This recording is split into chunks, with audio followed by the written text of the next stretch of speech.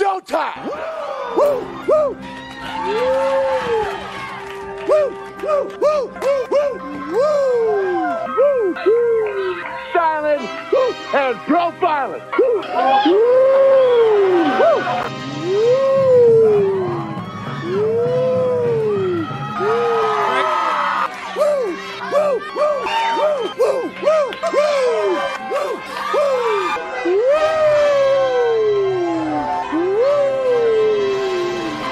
It's live and in color. Woo! Welcome to the Mafia Sports Report on the Buffalo Fan Base Network. I'm your host, Tommy, to the highest degree, to the T-O-P from the 313. And by my side is my main man, my toucan Sam, the one they call the Apex Man, Mr. Mikey. Happy Monday, Mr. Mikey. Happy Monday. How are you? I'm wonderful. Feeling much better. I appreciate you holding it down last week and going solo. I know you weren't real happy with the the whole thing, and you needed a break. But I appreciate you filling in for me. Needed a break. I was a little spent. And look, I haven't even updated my ticker. That's how much I am. It happens, brother. It happens. It does. It does happen. It does. Anyways, so yeah, man, we're back. I'm back. I took a week off. Mikey took a week off as well, and it was much needed. Just like the Buffalo Bills, Mafia Sports Report needed a bye week to rest and recuperate and get our minds right. And we are back. We are here. Let's start with some NFL news. Matt Ryan benched already. For Sam Ehlinger, that happened mighty quick. We are in week 8 now. He is going to the bench, and I don't know if it's all his fault. I'll be honest with you. Matt Ryan, that offensive line's been garbage all year. It's been bad. Yeah, and he doesn't have a lot of weapons. I'll be honest with you. I thought the one receiver, what's his name, Mikey? Help me out here. Pittman Jr.? Pittman. I thought Pittman would have a better year. I think it would be going in his third year. Yeah. Is that correct? Yeah, I thought, he's not a bad receiver, but he hasn't played well. They're not getting the running game going much, and I'm sure a lot of fantasy owners aren't happy with that. And they just don't look right. So I think right now, Frank Reich is just desperate. I'll be honest with you, because I don't know if this kid's going to do any better than what Matt Ryan did at this point. What's your thoughts on that? I don't either, and he is desperate. He's trying to save his job. Let's be honest. Sean Payton's sitting out there, and Jim Irsay promised Super Bowls in the next 6 years to a lot of people. So, he's not happy with what's going on. And, we've talked about it a lot. We don't understand what their infatuation is with these older quarterbacks. Right. We don't understand why they haven't invested in the young guy. I mean, Sam Ehlinger is a 6th round pick out of Texas.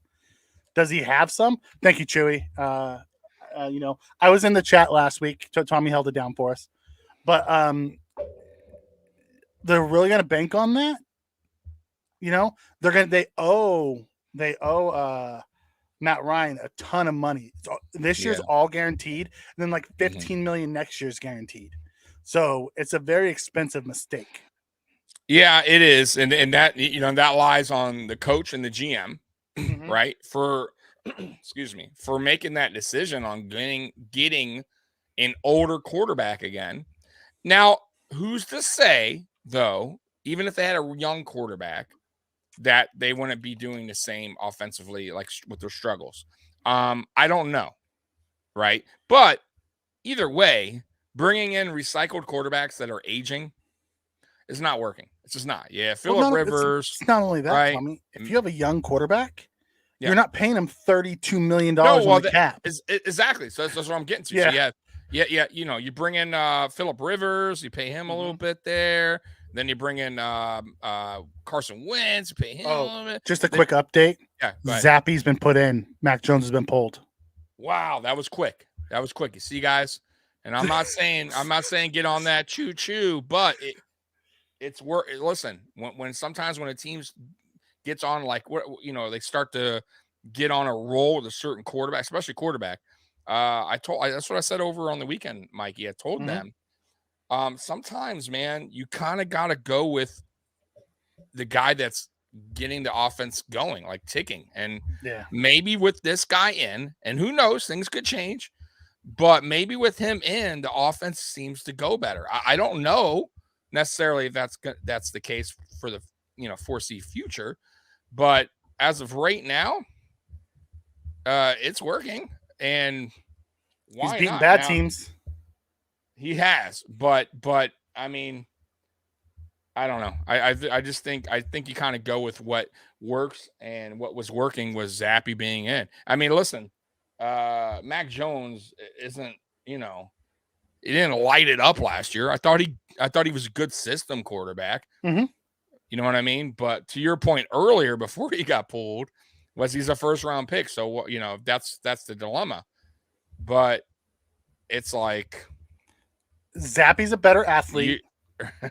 Zappy's a much better athlete. Right. I mean, look, they're already driving. I mean, you know what I mean? I mean, maybe for some reason, you got to remember too, sometimes certain players tend to gel with certain players, man. It's weird like that, but it's very possible that these guys got a, like this thing with Zappy. Maybe they're on the same page. I don't know. I'm not a Patriots fan. I can only tell you that they played well with him in, and they weren't looking so hot when Mac Jones was in. So Zappy can move. He has the athleticism to move around and create a little extra. Yeah, they're driving. I mean, they're at the 30 right now. So I mean, when we say we're driving, he hit a dump off pass that they took 40 yards. Well, they just scored a touchdown. Well, no, almost a touchdown. Almost a touchdown. No, a touchdown. Touchdown. They just scored a touchdown. How about that? Just like that. So, anyways, getting back on to news. So, a major injury to the Jets, who have been playing very good. I got to give them credit. I pick them to lose every week, and they have won more than I've chosen them to lose. So, but he had a torn ACL. He is out for the season, right? Place him on IR. And speaking of that, they went ahead and made a trade about 30 minutes ago. James Robinson from the Jags traded to the Jets for a 6th, potentially a 5th. Smart trade. What do you think? No, I agree. It was a very smart trade. James Robinson's kind of fallen out of favor in Jacksonville. Etienne seems to be their lead back there now. And to try to he wasn't undrafted, so it's all profit for them. Right. He has 2 years left on his undrafted rookie deal. Cheapy deal. Yeah. Go get yourself a 6th, possibly a 5th rounder for a guy that you picked up off the scrap heap and turned into something. Mm-hmm. Yeah. I mean, I'll tell you what, I wanted to hate that deal, but we were talking earlier, and it takes 2 to tango, right? Mm-hmm. So we don't know if Brandon Beane reached out to the Jags and offered. I have no idea. I don't know if he's better than what we have here. Yeah, I may agree with that, but for a 6th round, I mean, is he better than Moss? Yeah. You know what I mean? I think so. I do. Probably. I mean, I do. I think so. Now, mind you, our offensive line is putrid, and we're 28th in run blocking. So who knows at this point who could do what with this offensive line, right? That's the whole tug of war I'm having with the trade talks for a running back. Because if we had, let's say, even the 17th ranked run blocking offensive line, I would say, 100% trade for running back, man. We need a dynamic, because that dude can make that, 17th rank look like the 13th rank. You know what I mean? But that's not the case. We're the 28th rank. So even if you bring in somebody that's great, he's gonna he'll offer a little bit more, but how much more with that offensive line? That's the real question. That's the dilemma. And I don't know if that gets corrected until next season. And hopefully it does when we address the offensive line, because it has to be addressed eventually. It just does. Too late now. We have what we have. Anyways, moving on. As we all know, CMC, Christian McCaffrey, was traded last week. Or was it this week? No, it was last week. It was like last Thursday. Last Thursday. See where my head's been? Last Thursday to the 49ers for way too much, in my opinion. Way too much. A 2nd, a 3rd, a 4th, and the following 2024 5th-round pick. That's a lot, man. That's too much. They said the Bills were never in play, by the way. Never in play. Now, it's a report. Who knows? We could have been in play. I don't know. But reports came out that we weren't in play. And if that's what they were wanting, yeah, I see why we what weren't in they play. were asking for was a 1st-round pick, right? That's Right, what they were yeah. that's what they were asking for. Well, the 49ers and the Rams were the two major players in the McCaffrey thing. Neither one of them had a 1st-round pick. What this does is part of the new CBA, they have a new trade chart that's out there. And all those picks, the 2, the 3, the 4, and the 5, basically equal out to a late 1st-round pick. So they got the 1st-round pick that they were looking for in multiple picks.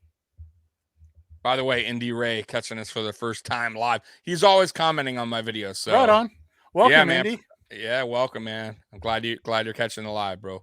But yeah, I mean, I just think it's the only way I do that kind of trade if I'm the 49ers if I plan on keeping them. And maybe they are. Maybe they are. I think they are. Because that's a lot, right? But you have to also remember McCaffrey has a history with the Shanahans. I get it. I get it. But he also has a history of injuries. He does.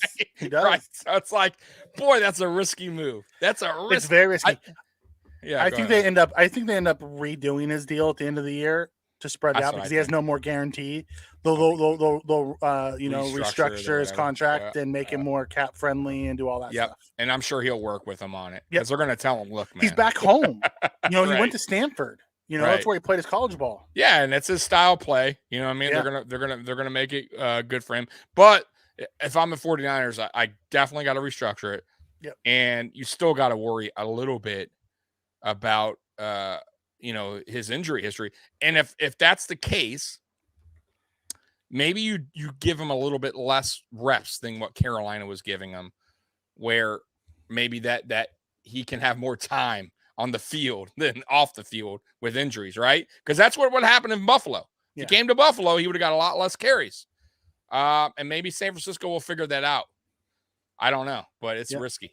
Chewy coming in with a super chat. Guys, who would you rather have via trade? Josh Jacobs or Jalen Ramsey? See, I didn't even know Jalen Ramsey was on the board, but okay. I don't think he is. Bills. Okay. I don't think Jalen Ramsey. I mean, obviously, I'll be honest with you. I'll be wrong if that's of course, Jalen Ramsey. I would. Nope. I would. Okay. I would. Jacobs from a cap standpoint is the reason why. Right. That's where I was getting to. You cut me off. But that money, that hefty bag that comes along with it, no, because we can't do it. We don't have the money. If we had the money and I was like, hey, we had the money, let's say to spend, our teams are everybody's locked up. We got the Poyers contract over with, right? You got Edmonds, cool. Fine. Come on over. We'll pay that contract. But nah, bro. That wouldn't happen. From a talent standpoint, though, you're right. Jalen Ramsey is the better talent. From a need and a bag perspective, I would go Josh Jacobs. Josh Jacobs is an all-around back who's just a stud who's on his last year deal. And I think he would fit what the Bills are doing better than Jalen Ramsey would, because Jalen's not a zone corner. Jalen is a man corner. He struggles against zone, and he always looks for the big play. And I see Indy's is a system. My apologies. You have no profile picture. So I go by analytics, and analytics say 99% of my audience are male. So I apologize. Sorry. I'm sorry. He'll take the L on that one. He'll take the L on that one. I apologize. Okay. And Daniel Garies is right here. He says the 49ers aren't a running back away from no. Yeah, Jimmy Garoppolo holds them back. They have all the weapons. Garoppolo holds them back. No, I agree. I mean, I thought Garoppolo, he's a weird. He's had his years. He has had his years where he looked pretty good in San Francisco. I thought he did as best as he could last year, where got him as far as he could get him. And I think that's it. Like I don't think he can get that team any further. And I think that was kind of not a fluke season, but I kind of think like it was just a right season at the right time for Jimmy G and that team. They kind of got on that roll. But I don't like their backup. I'll be honest with you. Even the guy that started this year. Yeah, exactly. Lance. Oh, you're talking about Lance. Trey Lance. Yeah. So I'm not even sold on him yet, right? I know the 49ers are, but they I gambled. They gambled. Yeah. They were looking for their Josh Allen. Yeah, I want to be satisfied. Put it that way. If I'm a 49ers fan, giving up 3 firsts for that? No. What happened? They gave up 3 first-round picks for that, for Trey Lance. That's what I'm saying. No. That's wild, bro. That's wild. Moving on. J.C. Jackson, out for the season. I think it's something with his knee. His knee popped out of place. Yeah, dislocated his kneecap, which ruptured his patellar tendon. Yeah, man, that's rough. I actually saw it live, and it wasn't like it was one of those, like, kind of like a Trey White thing. He was just non-contact? Non-contact. Like, he was just he was in stride with the guy, and he just went down. Like, he didn't cut, nothing. Like, Trey cut, and I see where that happened, but with him, he was in motion. He was just going in stride, and all you could see him just go boom, and like was it. Like, it gave out, and he hit the ground, and the guy calls for a touchdown. That was a wrap. But man, those are the worst, the non-contact injuries. So I feel bad for him. I'm sure Chargers fans are like, oh man, like they can't catch a break. Dude, right? Their coach is so bad, Tommy. I know. Their coach is so bad. They've been bad. Every coach they got in there has been bad. God. It seems like they all have issues with clock management. On paper, they have such a talented team that their coach just cannot. Oh, God. That's what I never tried it. I've never tried it. I might have to go back and try that. Yeah. I'm very curious how cool I sound.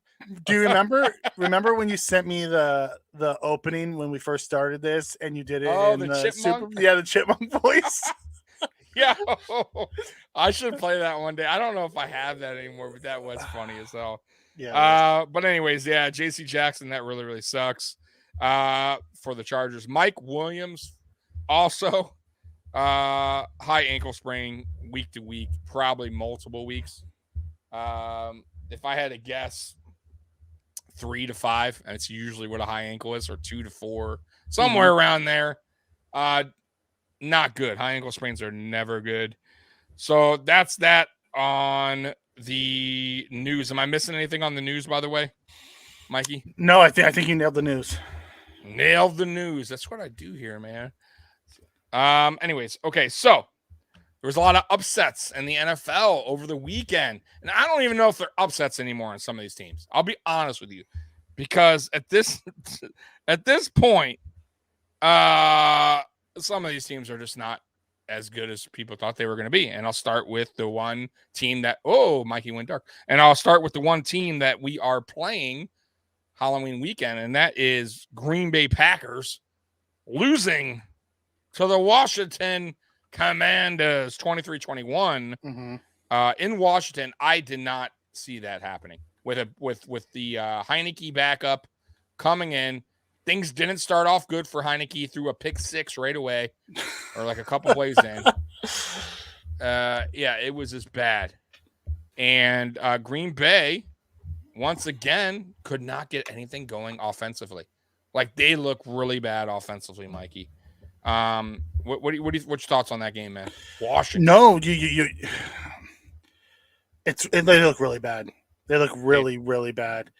Yeah, it's another touchdown for the Patriots. Yeah. Zappy came in and they just started playing better. Just saying. Yeah. They also haven't played any good teams yet so far. But no, I get it. Going back to Green Bay, their offense just seems, out of rhythm. And that defense is on the field so much that it can't hold anybody. But that offense seems like they're 3 inches away from hitting this pass, or 5 inches away from hitting this pass, or they drop this pass, and Aaron Rodgers just isn't a great leader in general, and his body language is horrible. Horrible. Oh, I've been saying that. I hate it. Yeah. I would hate to play with Aaron Rodgers. I know he's good, Like great. He's really. I mean, he's he's first ballot Hall of Famer. Yeah, 100%. But he's a dick. I mean, I'm sorry. He's an asshole. And I normally don't. I try to hold back my cursing. I don't even know if that's bad cursing. They're saying dick now on ABC. TV. So right. So anyways, he just is bad body language, especially Mikey. If you're a rookie. If you're a rookie going there, that has to be a nightmare on offense. Now, if you play on defense, who cares? He had nothing to do with Aaron Rodgers. He won't get up in your face, fine. But if you're a receiver, you got to be nervous going there. Like you got to already be saying that's like being an offensive lineman playing for the Bucks. So Tom Brady scream at you. I make a mistake. This guy's gonna get up in my face, right? He's gonna roll his eyes. Yeah, he's not gonna, And listen, that's cool if you got a vet team. Yeah, you know what I mean? Like that Tom needs Brady that. Right. Exactly. Like, you know what? Go out. If I'm the Packers GM, I'm saying, you know what? I mean, I know you got a draft, but I'm saying on offense, I'm looking towards free agency. I'm getting them a good free agent receiver, a good free agent tight end, a guy that's been in the. I know that's the problem because they paid him a shit ton, and they've paid a shit ton of guys on the defense who haven't lived up to expectations. That's on them. But yeah, man, they're a hot mess, man, right now, and I don't see it getting better. They're going against us, which we'll get to on Friday. Yeah, we're not going to really get to that today, guys, because then I won't have a Friday show. The other upset, another team that I don't even know at this point if it's an upset anymore. Carolina. No, that was an upset. That was an upset. I guess it's Tampa, but Tampa is like.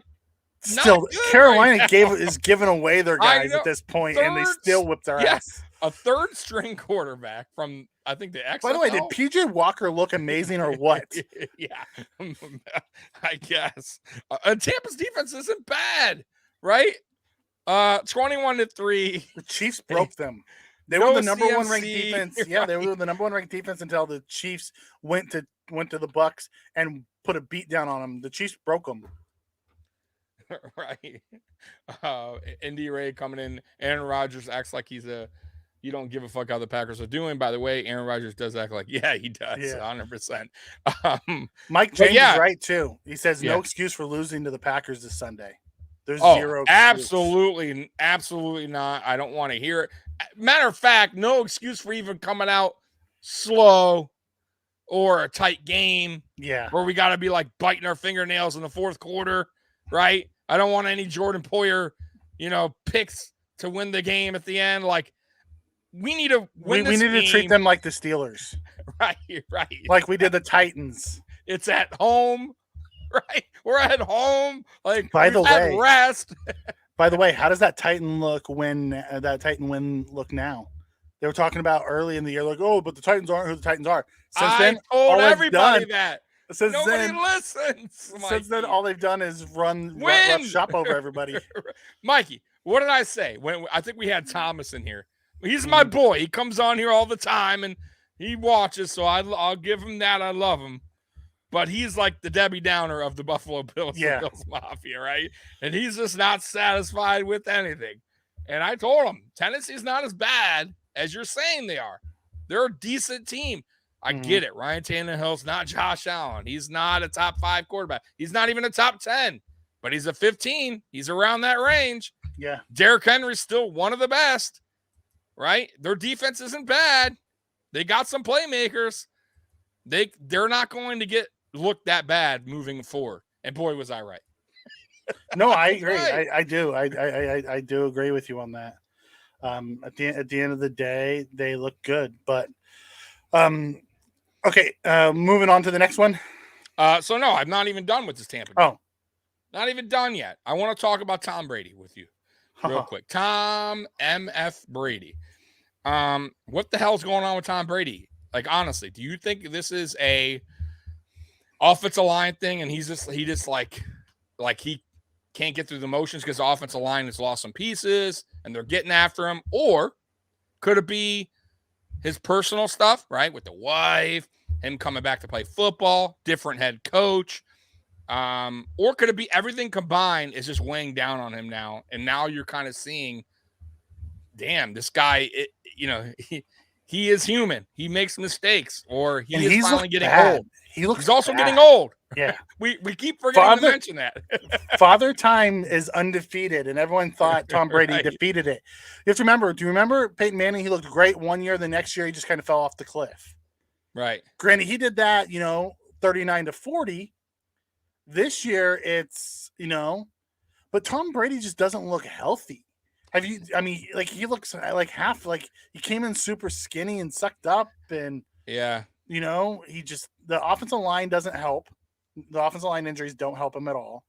He lost his 2 Pro Bowl guards.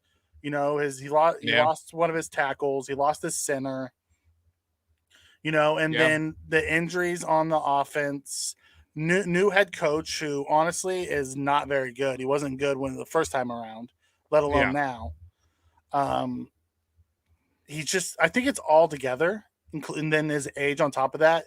At some point you start declining physically. You have to, right? I mean, listen, I give him all the credit in the world for doing what he's doing, because look at me. I'm on the my couch over here eating fucking, pizza and drinking beer. This guy's out playing football and getting paid, at his same age. Right? A crap load of money. And he's a little bit older than me. But how old is he now?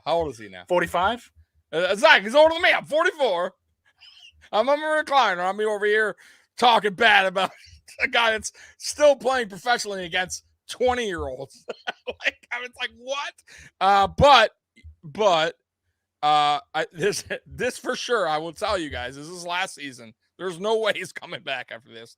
I would be shocked. No, he's going to go take that $300 million bag and become a TV announcer, which I cannot picture him being a TV announcer. Maybe he'll be good, but when I watched him do the golf classic thing with Allen and Mahomes, he wasn't too good. Yeah, he's just cringy as shit. I will say the SNL wasn't too bad though. He did an SNL one. I thought it was okay. I didn't think it was terrible. But it takes – listen, when you get in that world, it ain't easy. It's a different game, buddy. Andy, I'm with Chewy, Deflategate. Brady needs to hang him up, retire Tom. Yeah, I mean, he doesn't have everything anymore. Right. What do you have to prove, though, at this point? What is the point? What was the point of coming back? Honestly, you won a Super Bowl with a different team, right? These guys don't know how to give it up. But a lot of these guys don't know how to give it up. Boxers, too. Sports in general. Roy Jones Jr. is the perfect example. My God. And I love Roy Jones. I got his autograph. Me too. There. Roy Jones is one of my favorite boxers of all time. He just couldn't give it up. If he would have gave it up after beating Ruiz for the heavyweight title, even if you want to say, okay, he went back and he fought Antonio Tarver, and still won barely by decision, but he won, I would have gave up right there. I would have been like, all right, cool. I just came back and I beat the guy. Even if he give it up, fights it and loses it, what do you got to prove? You lost. You played until you got beat. You know what I mean? You were in the game until you got beat. Hang it up. But to stay around long after it's not about money. It wasn't even some people. It's for love. It's a love. Now Holyfield didn't do it. Holyfield did it for money. Yeah, there is some difference. George Foreman came back for money. Right, but he also got his money back on the burger machine. The Foreman grill. Oh my God, Foreman grill. But anyways, back to this. So I do want to say not an upset, but kudos to the Giants who keep on winning as well. Good for Daboll and Shane. Yeah, I mean, I'm happy for him. Listen, I think his team believes in him, and that means a lot, even if you don't have the true talent, right? Because I don't know if their record speaks for the talent there, if that's fair to say. I don't think Daniel Jones is the answer at quarterback, and I think he knows that. But right now, I think he has everybody believing in what he's preaching, right? And that sometimes it means a lot. And guys get together and they play for each other, and that's possible because they're close games. I will say they're not blowing teams out. They're winning in dogfight games here. And listen, Jacksonville is nothing to write home about that, but Jacksonville's been playing tough this year as well. They've been playing. They've had some upsets, and but Giants pulled it out again. They came up with plays that needed to. What else? Baltimore beating Cleveland 23-20. That was actually a pretty interesting game. That was an interesting game. Yeah, the Jets beating Denver. I don't know if it was an upset because Denver had ripping sun in, but they did enough to win. It'll be interesting, though, now with no Breece Hall, but they went out and got a running back. It's not going to be as good as them because I thought Breece Hall was starting to pick it up, boy. Breece Hall started looking really good. I got to say, I was wrong. I got to admit. You know, me too. I'm with you on that. I did not want Breece Hall. I didn't think he would be a great pro running back. I was wrong. I'll eat crow. Listen, I'm not afraid to eat crow when I'm wrong. I'll do it. I have no problem with it. And that kid is going to be good. As long as he comes back, recovers, does his training, and whatever he has to do in the offseason to get his leg back right, it doesn't mean he'll be the same player. Hopefully he is for him. But, man, he was starting to really put it on. In both the running and receiving game, he was deadly. Man, big loss, though. But, hey, they made a trade, and that's what teams do to keep up. And they are, what are they, 5-2 now? That's not better than I thought they'd be. Yeah.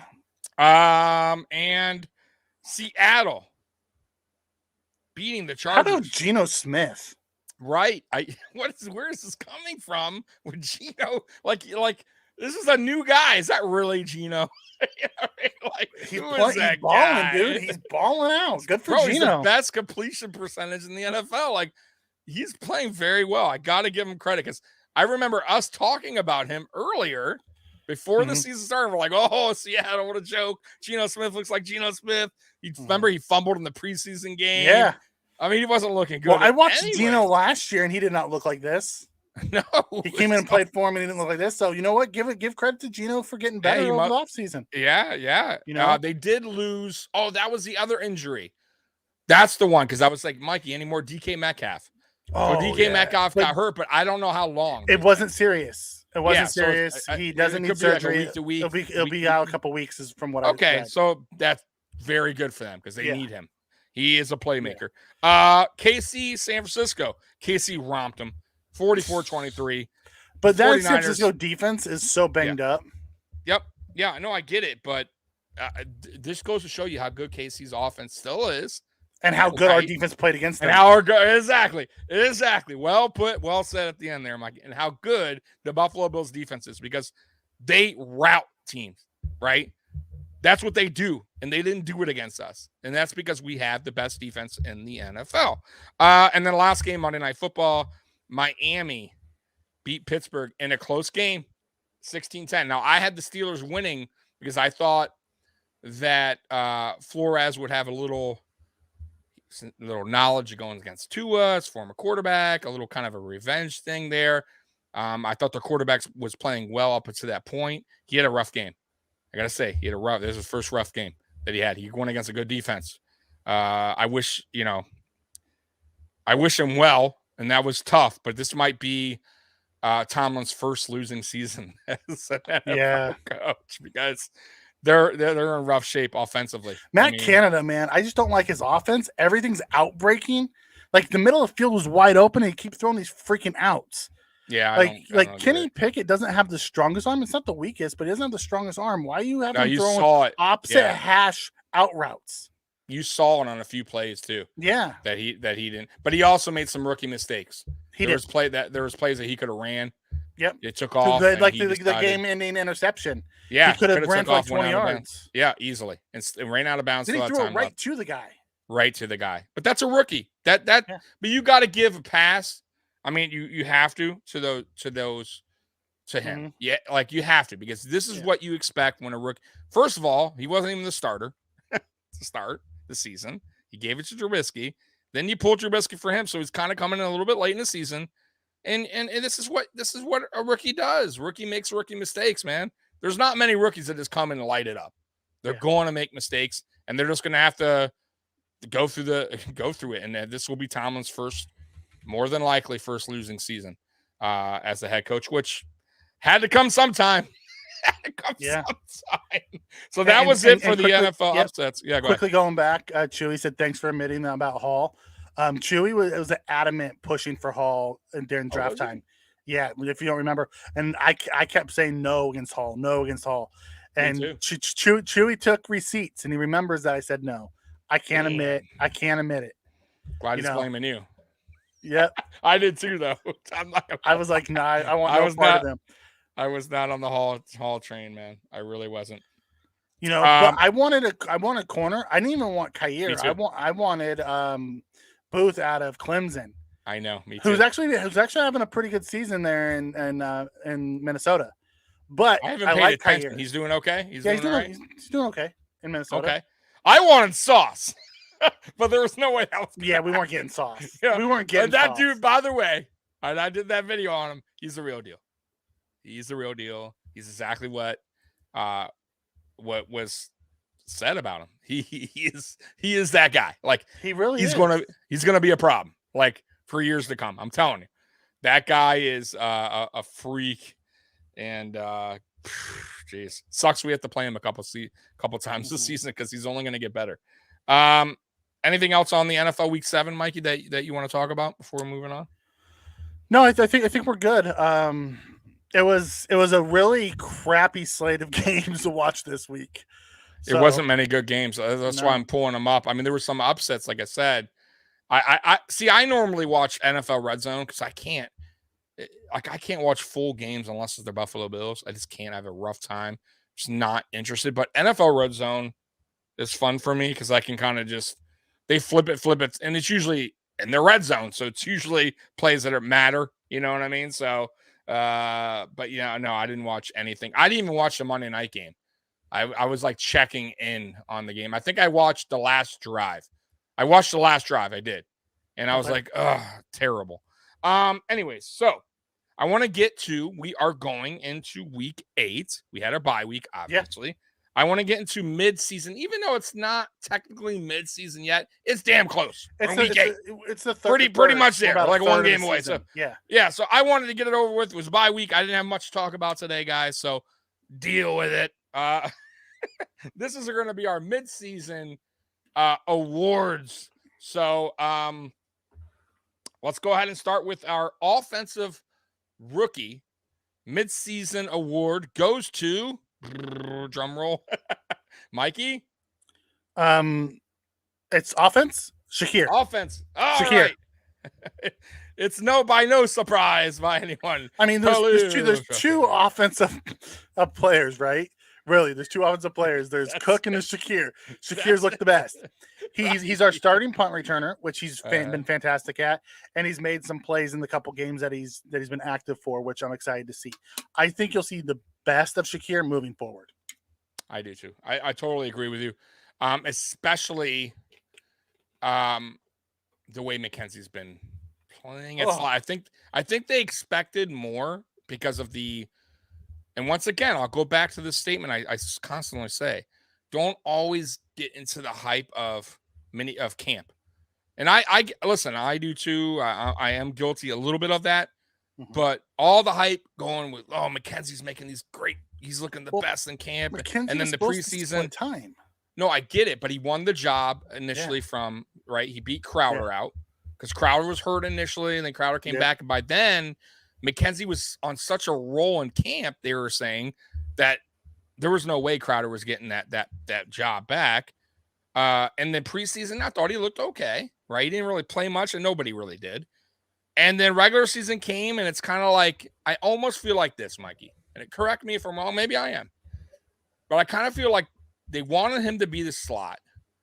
So they kind of took away the jet sweeps and the gadget stuff because they wanted to concentrate on just him being a receiver, like a natural slot receiver. And I kind of think it took away from him what he's really, what makes him good and special for this team. Mm-hmm. And I kind of feel like moving forward, I'm hoping that they put Khalil Shakir there and they go back to McKenzie and what he does best. And that's the gadget type of receiver, right? That's how I see him. And I don't like when people are like, "Oh, he sucks," because he doesn't suck. He brings something to this team. And listen, me and Mikey would scream his name last season and even earlier this season. Why aren't they doing jet sweeps with McKenzie? Why isn't McKenzie getting involved? Why isn't he doing this? Where's the motion? Where's the motions? Yeah. Right? Why? Because McKenzie gets defenses on their heel where they have to be honest with them, right? Because he has the speed. He could take off like. He is deadly when he gets the ball. I'll tell you that. He's picking up positive yards most of the time on those jet sweeps, or he also doesn't have to catch it if you hand it to him. Exactly. So I like him in that role. I don't know if I don't really like him in the slot role. So I'm hoping Ken Dorsey, Sean McDermott kind of see that and start trusting more in Khalil Shakir, because Khalil Shakir, and the reason why or at least for me, that we made him offensive rookie up to this point for our team is because he's really, since day one, he's came in and you could see like he's been there, done that. Even though he's a rookie, it seems like the game isn't really fast for him, right? Yeah. The game's already slowed down for him. He's not making like those typical mistakes that rookies do early in their career. And even the way he talks to the media, he's very like humble, right? Like just, hey, I'm out there and make it. And I love that about him. I do. That's his personality. You know who's like that too? Gabe Davis, a little bit. Yeah. When he talks to the media, he's very kind of humble guy. Now on the field, he's a little bit showmanship. Score a touchdown, do the swag walk or whatever, which is cool. I like that. But I think Khalil Shakir is just like, he's out here to play football. He's taking it. You know what I mean? Like that's just his thing, man. And he's confident. And I think with Cook, he'll get there, but it's not there yet. And that's the reason why I couldn't put Cook. You know what I mean? I'm with you. Cook hasn't shown much. He's been more of the late down back or blowout back. Mm-hmm. Yeah. Shakir could, Mike coming in. Shakir could play opposite Davis and Diggs in the slot a few years. He's gonna have. Yeah, I'm telling you, I've been screaming this guy's name since we drafted him. What's up, man? Appreciate you coming on, bud. I've been screaming Shakir's name for a minute, and me and you have too. And we understood week one. I got that big game. You're going against the Rams, good defense. Maybe the coaches were like, hey, let's go with the vet, which listen to Crowder's defense too. I thought Crowder played good in some games. I do. I thought he was, he came up big on some. And his limited opportunities. Yeah. There's nothing wrong with Crowder, but he got hurt. And the next man up is Shakir. And Shakir came in, like I said, and handled business. And I think now the coaches now learn that the kid, like I said, he's out there like a vet almost. And I think Josh believes in him. If he didn't, he wouldn't have passed to him. I mean, honestly, like some of those plays in that Ravens game. I mean, I keep going back to that game. That was a tight game, man. And to have your faith in a rookie that you barely played with, that you didn't even play with in preseason, to get in there and make two huge plays for the Buffalo Bills, and then come back the following week and have a good game again, speaks volume to where this kid's headed, 100%. And I think Ken Dorsey will get him more involved as the season goes. Could be wrong, but that's how I see it. Right, Mikey? Yeah, no, I'm with you on that. Okay. All right. So let's move on to our defensive rookie. Just before we moved on, Last Card Mojo comes in and says, what do you think would happen if you guys get OBJ? I think you're going to see him slide into that third receiver slot. It won't be just the slot receiver because we're moving Diggs all over the place. I think he becomes wide receiver 3, and he moves all over the place like Davis and Diggs, and that's the best part about our receiving core this year. And what Dorsey's doing different than what Daboll did. Daboll kept Diggs on the outside at all times. Dorsey's using him in multiple different locations, which is awesome. Yeah, I agree with Mikey on that. I think it'll be our 3. And I don't even know if they'll even have a category for him. I think he'll just be out there making a weapon. I think they'll just have a weapon. That's it. Will he get a lot of snaps? Maybe not. But I could kind of see him how the Rams used him in the playoffs. And listen, the Rams had good Cooper Kupp. I mean, they had good. And then I forget the other guy's name. Robert Woods. Robert Woods, who's been there for a long time.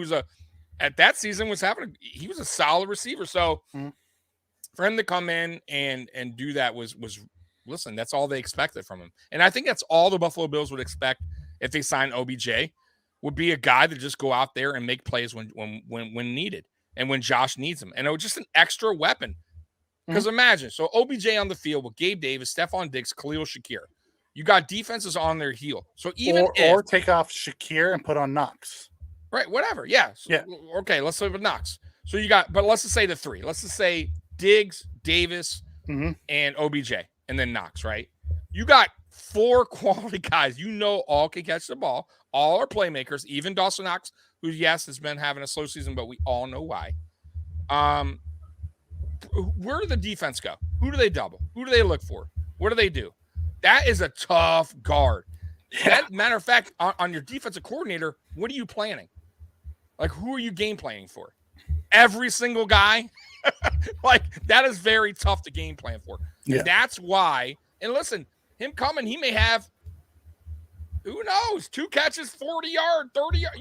He could have 1 catch for 1 game. But because teams are leaning towards him or watching him, that gives room now for Gabe Davis to make, or Stephon Diggs, or Dawson Knox to have a big game. It's pick your poison. It becomes pick your poison. Exactly. And that's why I wouldn't mind it. Now, however, what does he want? Right? Yeah. What deal is he looking for? Yeah. Right? Will a team like Green Bay offer him multi-year contract? I don't know. Right? If I'm OBJ, and I'll say it before, you take the cheaper deal with a good team, get the Bills, yep. You get the ring, right? You show that you have it, and you go get paid. You go get your bag after that. Right? You take us there, and now you go Green Bay. Yo, Green Bay. Would you want it? So if you had your choice to go to a struggling Green Bay team to be the number 1, Absolutely or come to be the number 3 in Buffalo, knowing that that Josh spreads the ball around. Josh just doesn't just go to Diggs; he spreads it around all over the place. Right? And your best friend is on that team. Yeah. No. The reason why I want it, I'll tell you why too. As long as it can stay up. Now that is a factor. I'm sure that plays in his head. If he gets hurt, right? Then that just totally throws everything off for him on payday. But let's say if I'm thinking, I'm like, hey man, I know I can stay healthy. I'm back. I do what I got to do. I know Green Bay probably will give me this money, but I might get some more from Green Bay. Let's just say I'm just throwing Green Bay out there. I might get some more if I show them that, hey, okay, I got the Chargers wanting me. Now I got this team wanting me. I got this. The price went up, bro. The price went up. Baltimore. Yeah, trust me, guys. That's the thinking. That's the name of the game. I'm not saying he'll do it, but if he's smart, if I'm his agent, I'm telling him, bro, go show what you got. It's only a hand, bro. Honestly, he's coming back December. How many games are you really gonna play? Yeah. Let's be real here. 4. You know what I mean? 4 man. Go get your cool meal, right? Yeah. And then go get paid. That's it. So that's what I'm thinking. And yes, he would help. Okay, so we have let's talk 716 Sports in here for the first time. Welcome. Oh yeah, let me see. I'm sorry. I missed that. Yeah. I apologize. Hey there, gentlemen. Go Bills. I'm new here. Welcome, man. I apologize if I missed your message here. I'm on my little rant here about OBJ. Not even a rant, just why I feel like he would be a good addition. You know what? And Mike, I don't disagree. We're just saying what happens if they sign OBJ. There's no guarantee OBJ comes here. He may end up in KC. He could end up in Baltimore. He can end up a lot of places. Just if 100%. He comes here. If he comes here, that's what I would expect. It's a big if. It's a big if. I do want to get on the moving forward defensive rookie up until this point. Defensive and rookie. This was a tough one, by the way, guys. It was. Me and Mikey were kind of back and forth on this because we wanted it to be like mutual. And we came to an agreement. But I will say the second part to this is close. And why? Yeah. And it's Kaiir Elam. Yep. And we went back and forth between Kaiir and Benford. And Kaiir edges out Benford due to 1, he's played more because Benford got hurt. And 2, he has splash plays. Kaiir has 2 picks. Right. And that one against KC was just awesome. Yeah. Just these muscled it away from him. Perfect timing. Yeah. Perfect timing. Muscled away from him. Perfect timing because listen, the air was let out when McKenzie fumbled. Yeah. Right. And then the KC goes down and scores a touchdown right away. Who knows how that game turns out? Momentum is everything in football. And basketball, but in sports in general, momentum. And bro, if they would have came down, scored on us, the momentum already shifted just like that. And for Kaiir Elam to step up big in a big moment, and it wasn't just him, it was a lot to it that made that happen. But he still made the interception. Levi Wallace would have probably dropped it. He made it. He dropped one last night. He sure did. I feel bad for him, but he's not. I still say he's not terrible. Anyways, our second one was Benford. Oh, Mike. Yeah, His what's floor may be higher. Elam's ceiling is way higher. I'll give you that. I like Benford's floor higher than Elam's. Elam's ceiling is higher. Okay, yeah, I can get behind that. And Mikey might be right on the whole safety thing with Benford. It's a big possibility. Well, that's a Brandon and Sean McDermott thing. They were talking about it at the end of training camp. Yeah. I'm saying Brandon Bean came out and said he thinks his long-term position is going to be safety. Right, and that's hey, I'm good with that too because we got Trey White back, Kyer Elam another year, Kyer Elam improving, right? Dane Jackson improving another year. Who knows who we sign? Yeah. Who knows who we draft again? I would be good with it if he's can gel to that position. Because not everybody can switch positions and be good at that position. I don't know. But right now, he would be my co-runner-up. And it was close because I thought he played physical. I thought he came in right away. He wasn't scared to go against top-notch receivers week 1. Yeah. Like, you know what I mean? Like, bro, that's a lot to ask for a guy who's drafted in the 6th round. Yeah. Hey, man, do you know who has the highest PFF coverage grade for the Bills amongst the corners? Nah, I don't know. Does he really? Wow. Yeah. Look at Kyer. Good for you, buddy. Poyer and Hyde from the secondary have higher grades, but Elam sits at a 67.1. Okay. Hey, good for you. I don't always go with PFF, by the way. No, I know. Some of their rankings are like, But hey, cool. I don't either. Good for him. No, we are not season ticket holders. I live in California. Tommy lives in Detroit, Michigan. I did go to Josh Allen's rookie year game though against the Lions in Buffalo in 2018. That was so awesome, man. I got great pictures, great seats.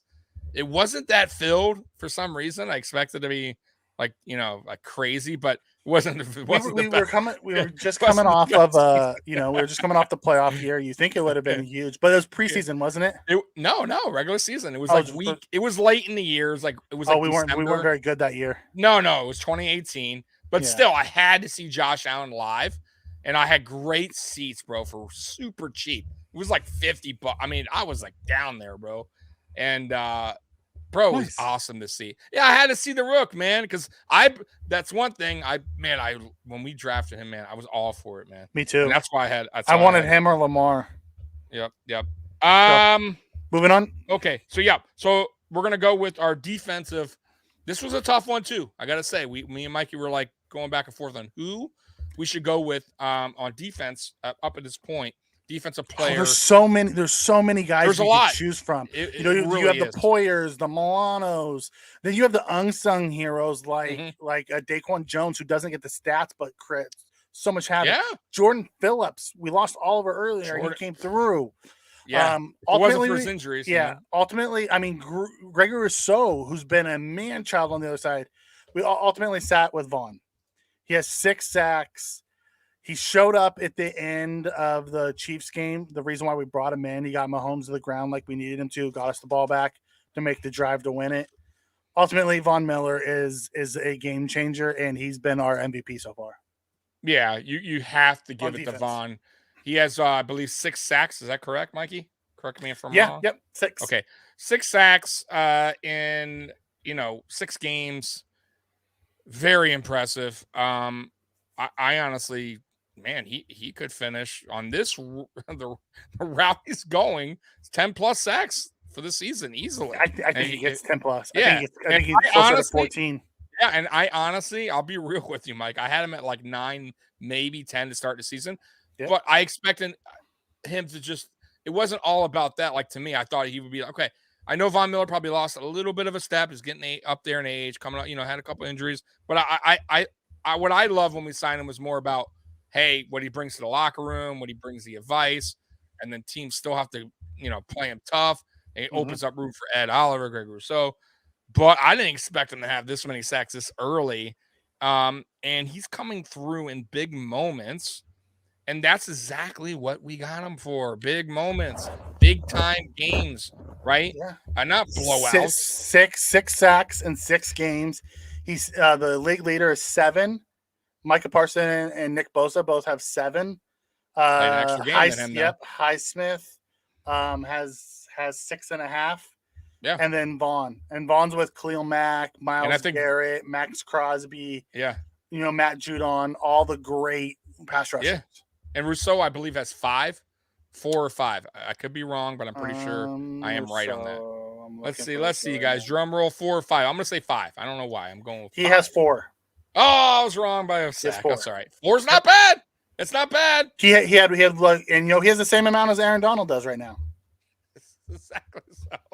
I'll take it. So yes, Von Miller is our defensive player midseason award goes to Von Miller. That was tough, like Mikey said. A lot of guys. I mean, honestly, Matt Milano's been playing like a beast. Tremaine Edmonds has played very good. Jordan Poyer, I believe he's still leading the league in interceptions, if I'm not mistaken, or he's tied. Depends who got an interception this week. He's tied with Tyreek Woolen, the rookie. And how many games has Jordan Poyer missed? 2. And we're on a bye week. Yeah. So he's having a very 4 in 4 games. Right. He's having a very good season, guys. Yeah. That's why it was a tough decision, but we're giving it to Vaughn because Vaughn seems like also, I will say this, the whole don't blink, the team rallies around Von Miller. The mentality that he brought is different. Exactly. Love the t-shirts. I love like that he's like wearing like Thurman Thomas, Bruce Brandon Smith, Bean t-shirts. Brandon Bean t-shirt, Jim Kelly. Like he represents where he's at, and I love that he's representing Buffalo. He loves Josh Allen. He praises him everywhere he goes. So he's all in Buffalo, and enjoy it while you can. You know what? He also loves Groot. He loves Rousseau. Oh yeah. He thinks he's gonna be one of the best in the league in the next year or two. Yeah, I mean, I don't see why not. If Groot keeps adding on muscle, keep getting speed to his game. Yeah, and he's learning. Right. Going back to that, All Pros he's played through multiple injuries too, and he's still leading the league in interceptions. Right. And he lost his running mate. Yeah, I forgot about his injury too. To his arm early on. Okay, so offensive player, and this is going to be a I'm gonna mix this up a little bit because we talked about offensive player and then we talked about season MVP. Right. Offensive player MVP, and this is a change up on you. Offense, I'm gonna go Stephon Diggs. Right? Oh, okay. From an offensive standpoint, the dude is balling. Yeah, I like it. No, we can go with that. He has 656 yards receiving. He's number 2 after sitting out a week at the end of this end of this week. He's number 2. No, you're right. And then our season MVP, we have the Slash. I think it's Josh Allen, obviously, the NFL MVP. But I want to give an honorable mention to Ken Dorsey, who everyone was worried the Bills' offense would take a step back because without Daboll, no one was really sure. Ken Dorsey not only has done well, but he's also helped grow Stephon Diggs. We talked about it earlier in this chat, Tommy. Last year, Daboll only put Steph on the outside, right? Mm-hmm. That's the only spot he ever ran. And he ran stops, he ran goes, and he ran outs. Now he's playing out the slot, running arrows and all kinds of different routes. No one has any idea. It's like what they're doing with Cooper Kupp in LA. LA, right. So my honorable mention definitely goes to Dorsey. The guy has come in hungry and ready. And if you really want to throw another one, just to have one, since we're going there, Leslie Frazier can also be in the mix. Absolutely. I mean, Leslie Frazier is a listen. Leslie Frazier should be head coach. And I really hope he is. I hate to lose him, and I really do, but he deserves his opportunity, guys. Absolutely. That play call that he called on that trap at the end, where he was playing man one side, zone the other with the game that he played. Cromer, not yet, because our offensive line still isn't the best. Josh Allen's still having to do too much of it on his own. I do think Cromer will get the boys ready by the season. Chewie's being funny. Haha, Chewie. That game that he played at the end, though, where they ran that trap, Vaughn ran that inside. Milano peeled out and around, and then Tron made the pick. That trap. I mean, it's the games that you can play. We talked about it a lot last year. we were missing from that CB2 corner position was the athleticism to be able to play these multiple games in the secondary, right? To play rock, paper, scissors, not just play rock, paper. Right. It's not just two. It's not man. It's not zone. Now you can play multiple because we have those athletes. So exactly, you got the guys that get to the edge and get a guy that's a little bit mobile. Play rush 4 and play 7 back, and you can play multiple coverages that way. Exactly. Tommy wants Bobby Hart as the MVP. That's what you. I want Bobby Hart. You know what? Bobby Hart has been at the perfect spot on the bench. Right. Not seeing the field. I don't want to see him. And then obviously we know the MVP. We already said Josh Allen, right? Did we say the MVP? Okay. Yeah. So Josh Allen, we haven't really talked about him much, but we'll quick say he's the NFL nice MVP things leader right now. Yeah. He's the NFL leader. We'll say some nice things. So let's do this. We'll start with Josh. By the way, did you see they made a Hurdle Avenue? Did they? Yeah. So there was a street in Buffalo called Hurtle Avenue, Hurtle, and they switched it officially to Hurdle Avenue, and they have like a Josh Allen hurtling over the street sign. It's pretty cool, man. All right, go ahead, Mikey. So Josh Allen has 1,980 yards passing through 6 games. After this week's games, he still ranks 5th, and he's 170 yards away from Pat Mahomes, who has 2,159. Josh Allen is balling. 17 passing touchdowns, 4 interceptions, 200 plus yards rushing, and 2 more TDs there. The dude is flat out balling. Chewy comes in and asks, what about our special teams? Our special teams MVP, I would give it to Reed Ferguson. The dude's been on point with his snaps. I'm going to say Sam Martin. For as little as he punted, I was kind of worried. I know he was a vet coming in, and I knew he was pretty good over in Denver, but I didn't know he would be kicking 50-yard punts and kicking he has his money holding the ball. Yeah, and he has a certain style of a punt that he's caused multiple fumbles. Right. So it's that knuckleball that they kick in, they turn it over, and they're far. Talks about it. Yeah, yeah. So if I had to give one, I'd say him because, and to Mike's credit too, we have had no issues with kicking. Snap flow 6-9. Yeah, so I'll give it with him. I'll go with Sam, even though he hasn't seen the ball. I'm good with Sam. Yeah. So that's a good one. But yeah, Josh Allen, absolute freak. He's finally getting the commercials. By the way. He is. He's starting to see him pop up. Shaving now. Right? Like, even though he has a beard, he's still shaving. I'll do it this one time for the commercial. Right. But yeah. So yeah, it's good. It's good to see. I love it. And we knew this day was coming. We all knew this day was coming since 2019. You saw Josh's development. You knew that Josh Allen was he's one of the faces of the franchise. Oh yeah, of the league. Of the league. That's what I meant. He's one of the faces of the league. You know, it's him and Pat Mahomes. Yeah, 100%. Right now, those are the 2 best quarterbacks, and those are the elite. There's only 2, in my opinion, right now as we speak. And I like Burrow. But Burrow is just a tad bit below. They're a different tier. They're a different tier right now. They're a different tier right now. It's Allen. I would say Allen ahead of Mahomes because of the run aspect. But I mean, we're nitpicking here on what you like. Exactly. 100%. KC fans will say something different about and that. You know what? And that's fine. We know what we should really need to do. We really need to just be happy we get to watch these 2 guys play. Oh, 100%. And enjoy that these 2 are just so special. Yeah. No, there's no doubt about it. I just feel like Josh still really hasn't hit his ceiling yet. He hasn't. Honestly, I don't think he has. Because he's still missing. He's still missing passes. Yeah. Mahomes isn't missing a lot of passes to where Allen's still missing some of them. Wait until Allen starts really clicking in and gets going this year. Exactly. Allen's been balling as it is, but wait until they really get going. Yep. Mikey, we had something else, right? The top plays, 3 top plays. So we have 3 top moments. Our 3 top moments, and we have so many moments this year. A whole bunch.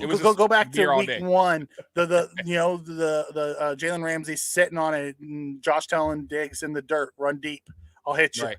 We have those. The Gabe Davis 98-yard touchdown pass. Right. I mean, that was unbelievable. Right. The Josh Allen hurdle. Right. There's a lot.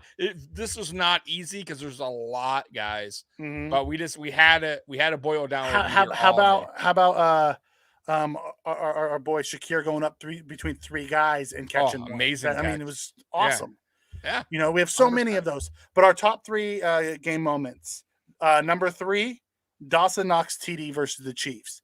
Not just because of how good it was, but for the sentimental reasons as well. As we know, the guy's been dealing with a personal tragedy, then he got banged up. They're playing him more as an inline blocker to help the offensive line to give Josh more time. He makes that big catch. Fantastic. Yeah. Big catch and in a big game. Big moment. In a big moment, big game, right? So there's a lot to it there, right? So big game, big moment of the game, right? Like not an easy catch, by the way. No. Not easy at all. And I've been saying it since his brother passed away. He had a lot going on. Yeah. And then he got injured, right? He has his foot, still had dealing with some foot thing. Like you could tell just a lot is weighing down, and he's human. Like all of us guys, like even other athletes, they all got shit going on. Right? They got personal lives, they got things going on to deal with, and losing a brother who's younger than you. Not only losing a brother's bad enough, but losing someone that's younger than you, right? Younger brother. Yeah.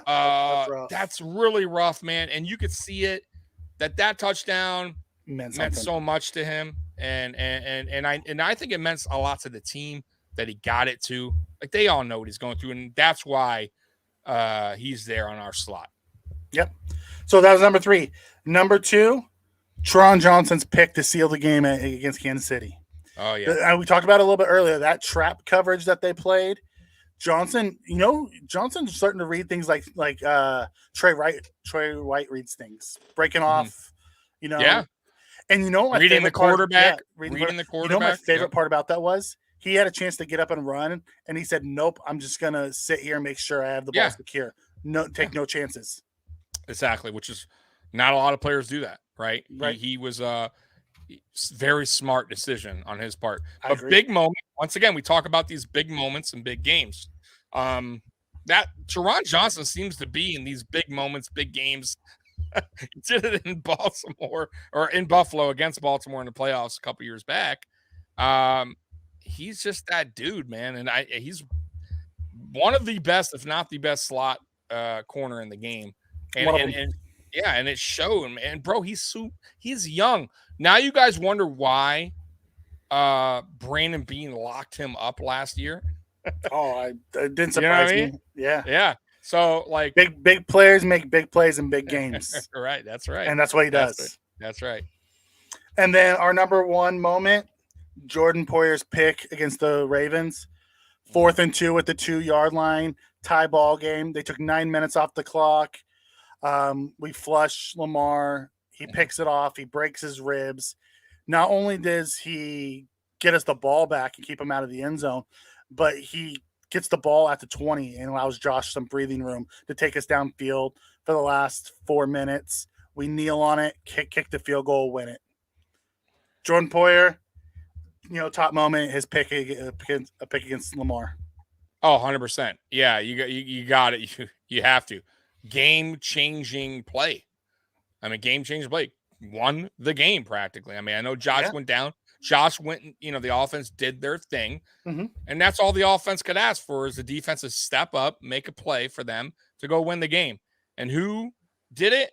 Jordan Poyer, the guy that, a lot of people were like, we shouldn't pay because he's getting older and maybe we shouldn't extend him. That man. Right. Listen, he's continuing to get better. I do not see a decline in his play. Mm-hmm. And some players age differently than others. Some players age fast and they retire early. By the way, I think Gurley retired today officially. Did he? Yeah. So I'm just making, I'm just 27. At 27. So listen, the time. Yeah. I think it's 3.5 years NFL span. Yeah. But some guys who can last a long time and play at a high level. And this is one of them. And I think he wants to be in Buffalo.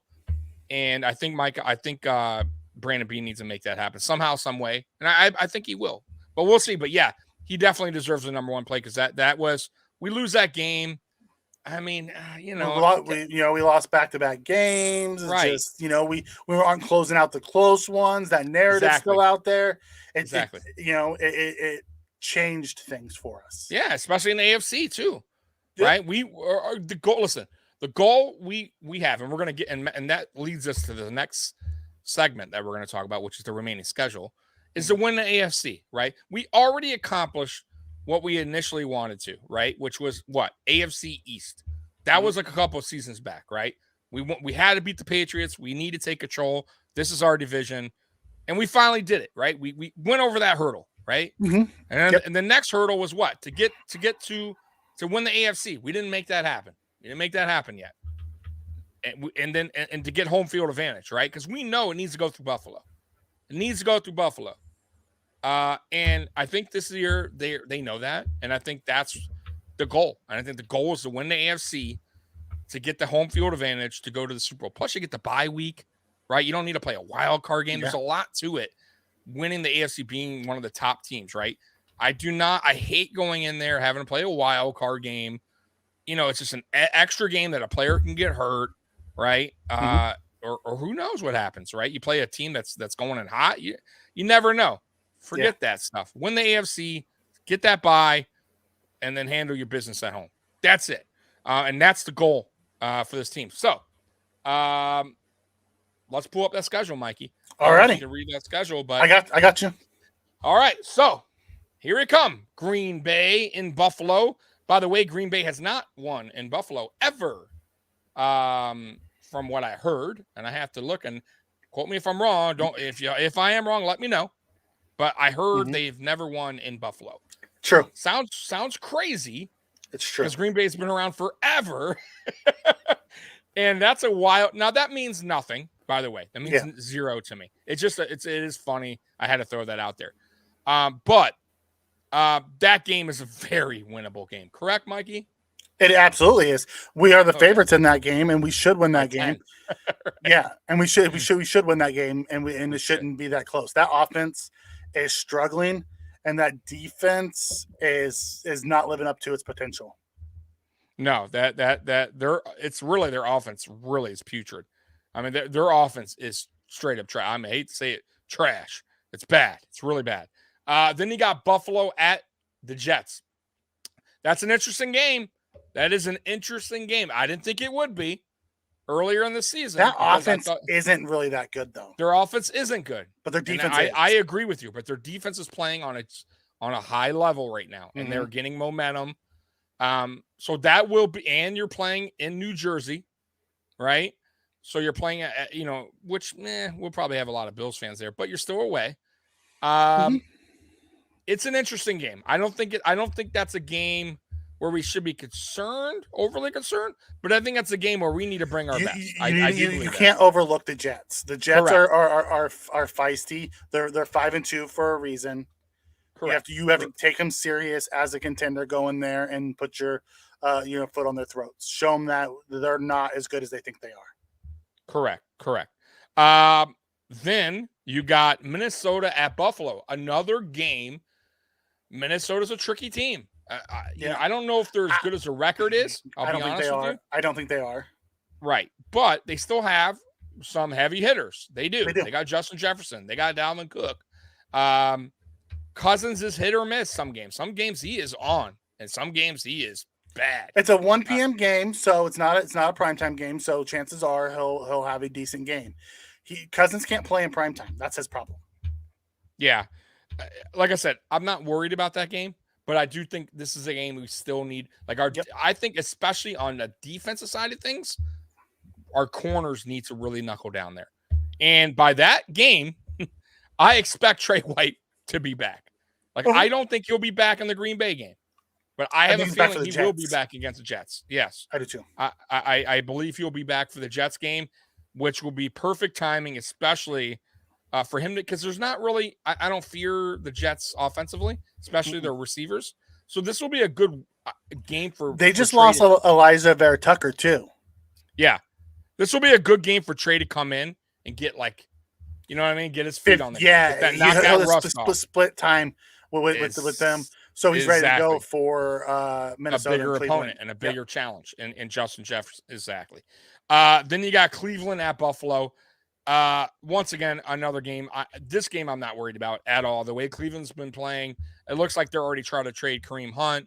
They're probably. I saw also their corner, Grady Williams. Grady Williams. Yeah, Grady Williams. I'm right. Okay, they're trying to get him out of town. It looks like maybe they're like knowing that they're preparing for the following season when Watson is a full season with them. And Kareem Hunt is like a CMC type of deal. He has 1 year left on it. I think there's like $850,000 left on his deal, on his base salary. We wouldn't have to pay any of the bonuses, so it would be a rental. But it's a very small. Right. Yeah, I did a video today on that, but yeah, I agree. I said on my video, I'm leaning more towards Jacobs, but I wouldn't hate either one. Right? So let's say they bring Jacobs. I don't think Jacobs is going anywhere. I think they're going to I don't either. I agree with you, but it is interesting they didn't give him a 5th-year option either though. Yeah. You know what I mean? So you never know if they can get something because they know, especially the way he's been running the last few weeks there. So averaging 5.7 a carry. I mean, Jacobs had 160 something yards and like 3 touchdowns yesterday. Yeah. Yeah, that's what I'm saying. He's averaging 5.7. He's a good running back. The problem is, like I said, I don't know. I think maybe the Raiders would trade him because they didn't pick up his 5th. They know he's probably pissed about that. He ain't re-signing there. He's definitely going to sign somewhere else in the offseason. And why not get something for him than nothing? So then maybe that's their thinking. And then with Kareem Hunt, like you said, it's a little under $1 million. He's asking to be moved. Yeah, it's a little under $1 million. Would be the hit, so it's not crazy about what we were going to do with CMC. What I like about Hunt is, man, he's a beast, especially in the red zone. He is an animal. So for as bad as our offensive line's been, he's the kind of guy that can drag a couple guys. He has the speed as well. And that's something, and I'm not saying Singletary can't, but Singletary is still a smaller back. He can't drag a couple guys. He can maybe drag. He also has the receiving chops. And so he brings a little bit more to the table, and I like that red zone factor for him. You know what I mean? And I would love a 1-2 with Singletary and Hunt. Like I think that would be, I think they would bring a lot to the table. I just do. Anyways, okay. So moving forward, we got Buffalo at Detroit. Whoa, the way Detroit's been playing, their offense finally came back down to life, came back down to reality, right? Like this is hello, Jared Goff. This is Jared Goff. I'm back, guys. This is the original Jared Goff. So their offense and their defense obviously is having major issues. Though I do like their edge, the rookie they got. What's his name, Mikey? The edge, the second pick of the draft. I forget the name of him. Hutchinson. Hutchinson, yeah. I like him, man. I think he's going to be a beast. It's just a bad team. Yeah. I really thought they would play better, especially early on. I thought they were fighting. They're without Swift, and Swift makes that team go. They do. And St. Brown. St. Brown's been beat up too. Yeah, he got a concussion over the weekend too. Yeah. But I'm telling you, it's on the defensive side. Really, too. Their defense is putrid. It's bad. They're giving up points left and right. We are going to smoke them in Detroit. I cannot. Isn't that going to be a beautiful start to our Thanksgiving? Yeah, it's going to be an awesome Thanksgiving. And I'm here in Detroit, by the way. I may go to that game. It depends on my boss. If my boss gets good seats, I'll go. If not, I'm staying home. Anyways, Buffalo at New England. Right after that, it is, I believe, on Prime Video. So that is what, a Thursday night game? Yep. Did they flex that? Because I think that was a TBD to start the season. No, it's always been Thursday night because we go from Thanksgiving because New England also plays on the Thursday night game, Thanksgiving night game. Okay. Wow, are they really? What is it? 23-14, 30. Well, it's not over yet. And that'd be great. Yeah. I wouldn't mind it. Where was I going to go with this? Okay, so Buffalo at New England. Listen, you're playing in Gillette. You got to play. I think it's games also. We should win. We should win this game, but it's a tricky game. It's a tricky game because they play us tough all the time. Their defense is still pretty solid. Their offense, I fear I don't fear their offense at all. No. But it's a tricky game, and you got to bring your A game. I think that's It's a still game Bill where Belichick. you can't be sleeping on the Patriots. Then you got the Jets at Buffalo. Yep. In Buffalo, we already played them once. I think we'll smoke them at home. But we'll see. Miami at Buffalo. Times. Now here's an interesting game. Then Miami comes to Buffalo, right? It's the revenge game because it certainly is.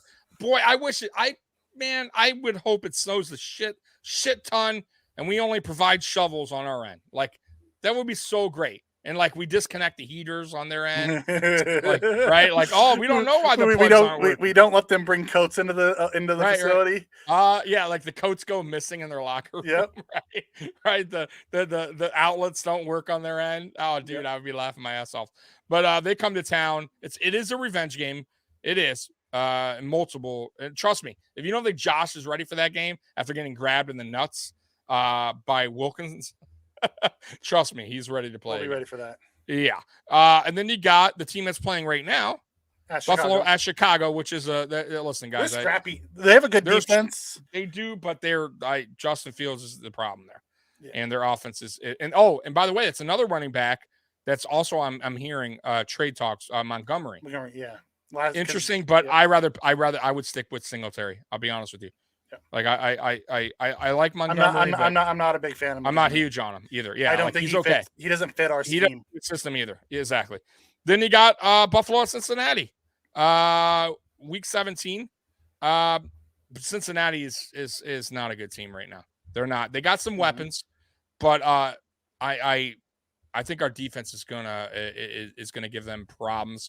Their offensive line still is a problem there. And we're gonna get after them. Then last game, New England Buffalo. Hold on. Before you move on, that Spen comes back to what about Herbert in Chicago? I think Herbert fits our offense better than Montgomery would. I would love to see Khalil Herbert in Buffalo. He's a fantastic running back. Yeah, I mean, like I said, he's a 1B.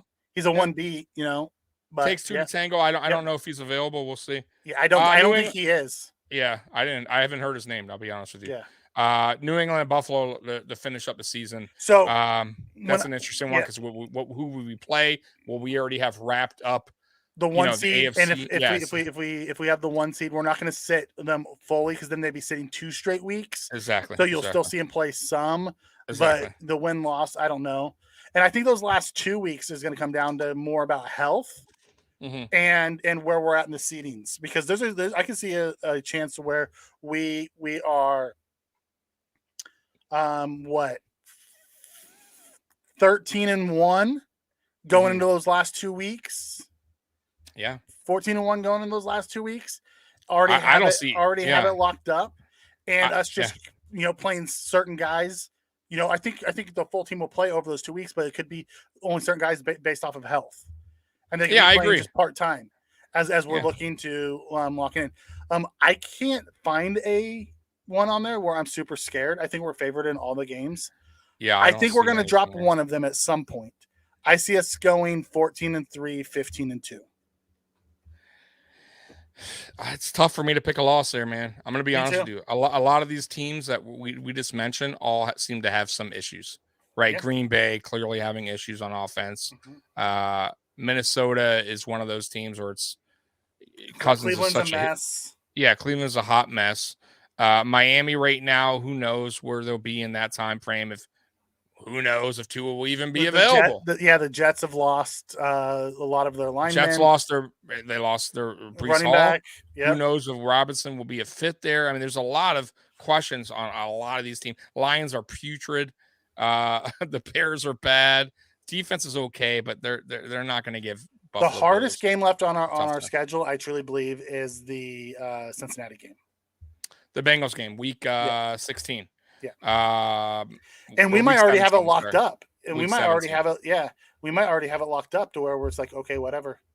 Yeah. And who knows where they'll be at that time too, though. I don't know. Because their record is, will they be my thing is, will they be fighting for a playoff run by then? I don't know. Because if they're not, you're talking about week 17. I don't know. Or what are they playing for at that time? You know what I mean? Like, I don't know. Yeah. So, anyways, Ben comes in and asks, James Robinson, do you think he would have been a fit in Buffalo? James Robinson pre-injury, yes. James Robinson post-injury, like this year, I don't know if he would have been a good fit. His explosiveness isn't back yet after his Achilles injury. He seems to be slow to the hole, and we don't have great linemen for the run game right now. So, and he's not real elusive. So I'm not sure he would have been a great fit for us. Yeah, I don't think so either. I mean, I wanted to hate him coming here, but if we're gonna trade for a running back, if we do, because I still don't think it's necessary, but if we do trade for a running back, I think right now I'm locked in on two guys, and that's Jacobs or Hunt. Like those are the guys right now that I would love for them to come here. I think they would fit the system. I think also too, if you do that, you got to get Moss has to be part of that. Moss would have to be part of that deal. And I could see him going back to either place. Yeah, that's what I'm saying. And he might listen. Moss may fit in another system, and I know I shit on Moss a lot, but maybe Moss just isn't made for this system. Maybe somewhere else he does better. I don't know. But right now, he is not doing it for the Buffalo Bills. He is not a good RB2. There's a reason why he was inactive. Exactly. There's a big reason why he was inactive. And listen, if you're going to trade for a running back, you're probably going to trade Moss away, right? You're not getting rid of Singletary. You're definitely not getting rid of Cook. And there's only one guy out, right? And that's Moss. And you better get something for him. And even if they don't, I still could see, let's say one of those teams don't even want Moss in part of the deal. I still could see Moss getting dealt somewhere for a draft pick. Yeah, a late round. I mean, honestly, because what you might as well get something for him. He's still on a rookie deal. He's not a bad running back. Spin comes in and says he thinks the Josh Jacobs would be the best option. I know that's your preference too, Tommy, but you're okay. I said I am very. I'm okay. I'm okay with either one. I'm a little bit more towards the Jacobs though. However, because he has that big back. Yeah. However, though, he is. But I also like Hunt a lot too. Especially in the red zone, and especially in the passing game. Like I think both these guys would really help out. But I'll go back to what I said way earlier in the podcast. How much better? I don't know, because our offensive line sucks so bad with run blocking. However, they will give a little bit more of a weapon for Josh, like a little bit more out of the passing game, right? Hunt may give break a couple tackles that Singletary couldn't in the goal line, right? And get in for that touchdown that Singletary just doesn't have the power to, the size, right? And that's why like a Hunt would be good. But like if you're expecting these guys to come in and all of a sudden get like 5.7 average, it's not going to happen, bro. It's not how we're built. Spin comes in and says, if James Robinson values a fifth, what's Moss? Seventh? What is he saying? I don't understand that. What is he saying? If James Robinson's value was a fifth round pick, what does Moss's value? A sixth or seventh, or he's just part of the deal. Yeah, he's just part of the deal. Because listen, let's say you're Cleveland, you're giving up Kareem Hunt. Let's say hypothetically it's Cleveland, right? And Cleveland's like, hey, we'll trade you Kareem Hunt. And Brandon Beane's like, okay, I'll tell you what, we'll throw you Moss. You're going to need a backup. Like, who's their backup now? They're going to Ernest Johnson. Who's okay, but they still need another running back. Now you're giving away one. You can't just not. Now you have to either get in a practice squad. So why not take a rookie guy who's young, who's healthy? He's healthy. And who would actually probably fit better in that offense than he does ours. On a way better offensive line. Yeah. Right, exactly. So why wouldn't they? So they probably would take Moss and part of that deal, right? You sweeten it up with Moss, right? And that's it. So, yeah, I think a team would take him. But not, you're right, not a third. Hell no. Not even a fourth. Not even a fifth. We'd be lucky at this point to get a sixth or a seventh. I'll be honest with you. Like he may not even seventh. He may not be tradable, but in maybe as a package, sure. Because even if Cleveland took him, they're like, we're gonna dump him or we're gonna put him in the practice squad. Maybe a team will. They could do that too. It's just teams do that all the time. Yeah. But we'll see. I don't know. Okay. All right, Mikey. Man, we had a good show. Hour and a half. I was thinking like an hour, but we got through a lot with the show. It was a good bounce back. I felt better. Good. I felt a little bit more alive. I did some videos today, right? So I'm getting back in my mojo. Good. Now we are coming on Friday. Friday Night Lights will be back. Yes, at 8:00 on Mafia Sports Report, and also Friday night NFL overtime at 9:30 will be on Mafia Sports Report.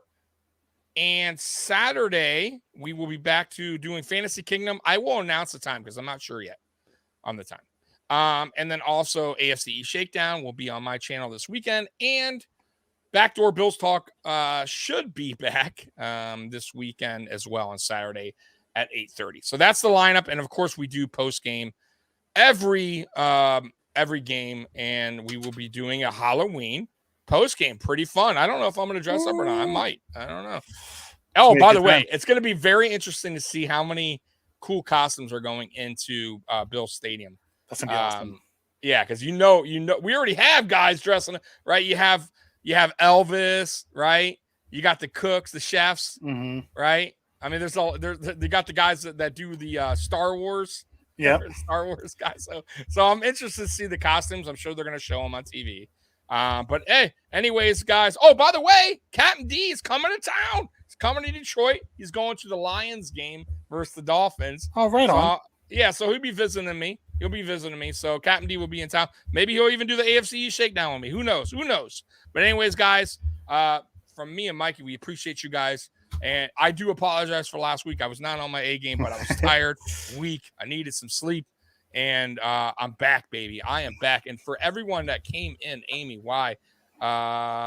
Spin.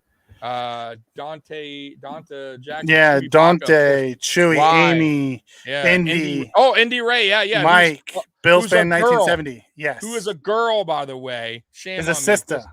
Yeah, sister. Shame on me. DG was in the house. Last card, Mojo. Let's talk 716 Sports. Oh, that's right. Yeah. So we had had some new faces. Yeah. We had some new faces. So yeah, anyways, once again. Oh, and I did forget last week too, or maybe I didn't, but either way, best outro. I'm going to hit it now because I forgot one week and I was like so mad at myself, but I'm going to go ahead and hit that now. And guys, go Bills. We appreciate you as always. Peace out.